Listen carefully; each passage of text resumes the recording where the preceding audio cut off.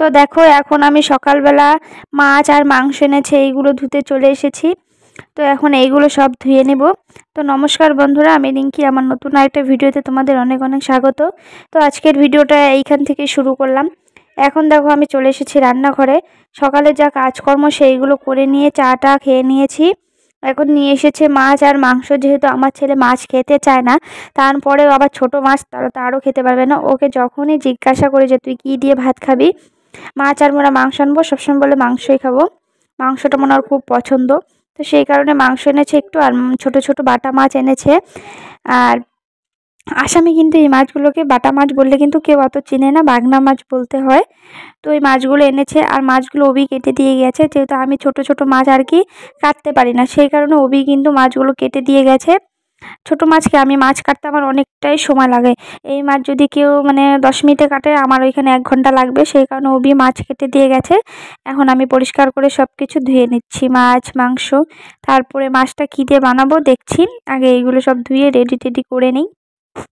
তো আর মাংসগুলো কিন্তু দেখো আমার বাছা হয়ে গেছে, এদিকে ধুয়েও নিচ্ছি, কারণ ভালো করে কিন্তু বাছতে হবে, কারণ যে লোম টোম থাকে, তারপরে যে কাঠের মধ্যে যেহেতু কাটে দিয়ে, তো কাঠের কিন্তু গুঁড়িগুলো কিন্তু নরম মাংসটার মধ্যে লেগে থাকে দেখবে।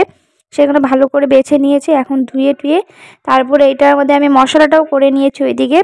তো মশলা দিয়ে আর কি ম্যারিনেট করে রেখে দেবো, তারপরে ধুবো মাছগুলো। আমি কতদিন থেকে দেখছি আর কি, মাংসটা যদি তুমি যত বেশি টাইম মাংসটা আর কি মশলা দিয়ে মাখিয়ে রাখবে, তত খেতে ভালো হয়। প্রায় আমি 1.5 ঘন্টার মতো মাখিয়ে রেখেছিলাম। তারপরে আমি মাছ টাছটা রান্না করলাম, মাছ ধুয়ে ভাজলাম টাজলাম, তারপরে 1.5 ঘন্টা পরে রান্না করেছিলাম। 1.5 ঘন্টা আমি আর কি মাখিয়ে রেখেছি। এখন দেখো মাংসটাও কিন্তু আমার ধোয়া হয়ে গেছে। তারপরে ওইদিকে ছেলে টিভি দেখছিল, তো সেই কারণে ওই ভয়েসটা তোমাদের সাথে দিতে পারিনি, সেই কারণে ভয়েসটাও কিন্তু কেটে দিতে হলো আমাকে। নাহলে কিন্তু আমি ভিডিওতে ভয়েস দিয়ে দিয়ে করি, কারণ ভিডিওতে ভয়েস দিয়ে করলে কি হয় বলো তো, সুবিধা হয় এডিট করার সময়। না হলে না, পুরোটা যদি তুমি ভয়েস দাও তাহলে কিন্তু অনেকটাই সমস্যা হয়। এইদিকে দেখো আমি এখন এই যে মাংসটা ম্যারিনেট করে নেব, সেই কারণে কিন্তু তেল দিয়ে দিলাম, আর যা মশলাটা করে রেখেছিলাম সেই মশলাগুলো কিন্তু দিয়ে দেবো। তো তারপরে দেখো লবণ দিয়ে দিব, লবণটা একটু আমি কম দিয়েছিলাম, পরে আবার লবণটা অ্যাড করে দিয়েছিলাম। তারপরে দিব হলুদ, আর যা মশলা করে রেখেছি সেই মশলাগুলো দেব। একটু লঙ্কার গুঁড়ো দিয়ে দিব, ঝাল অত দিব না, যেহেতু আমরা অত ঝাল খাই না, সেই কারণেই কিন্তু একটু লঙ্কার গুঁড়ো দিব।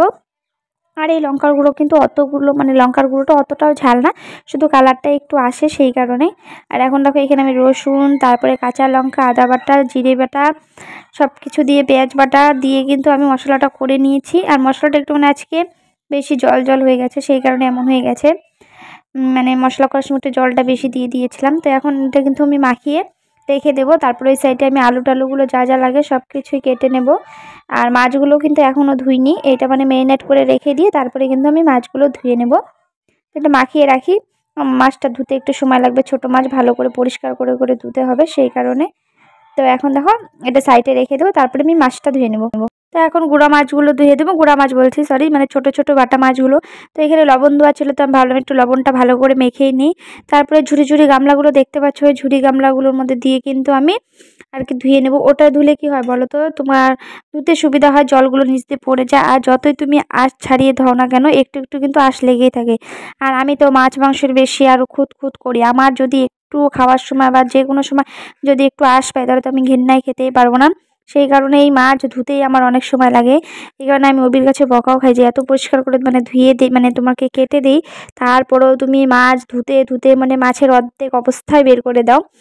এত মাছ আমি খুঁত খুঁত করে ধুই, মাছটা একদম আমার হাতেই নরম হয়ে যায়। আমার একটু খুঁতখুঁত টাইপটা একটু বেশি, মাছের বিশেষ করে মাছের আঁশ টাশ পেট টেটগুলো ভালো করে না ধুলে আমার একদম ভালোই লাগে না। যতই পরিষ্কার করে দিক না কেন, তাও আমি একদম খুঁতখুঁতটা একটু আমার বেশি, সেই কারণে আমি একদম ভালো করে মাছের যা আছে সব কিছু একদম ভালো করে পরিষ্কার করে ধুয়ে নেবো। আমার মতো কে এত খুঁতখুঁত, মাছ ধুতে ধুতে মাছের অবস্থা হাফ শেষ করে দাও, কমেন্ট করো। তবুও মাছের অবস্থা শেষ হোক, তাও আমি কিন্তু মাছটা একদম ভালো করে ধুয়ে নেব।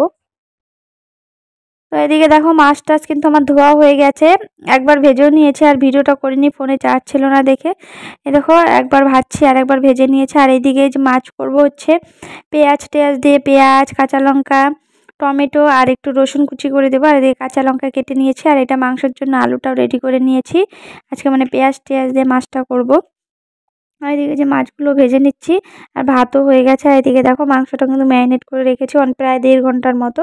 তো এখন এই মাছগুলো নামিয়ে মাছটা বানিয়ে তারপরে কিন্তু আমি মাংসটা বানাবো। তো মাছগুলো ভেজে নিচ্ছি, ছোট ছোট মাছ, মানে আর বেশি ভাজবো না, একদম কড়কড়া করে ভাজলে পরে একদম ভালো লাগবে না। আর এখন ভাতটা নামিয়ে নেব। তো এদিকে দেখো মাছ টাছ ভেজে কিন্তু আমার সবজিটাও হয়ে গেছে, মানে মাছটা করেছিলাম টমেটো টমেটো দিয়ে, এখন নামিয়ে নেব। এদিকে দেখো মাংসটা কিন্তু আমার প্রায় কষানো কমপ্লিট, এখন শুধু একটু ঝোল দিয়ে দিব, তাহলে কিন্তু কমপ্লিট।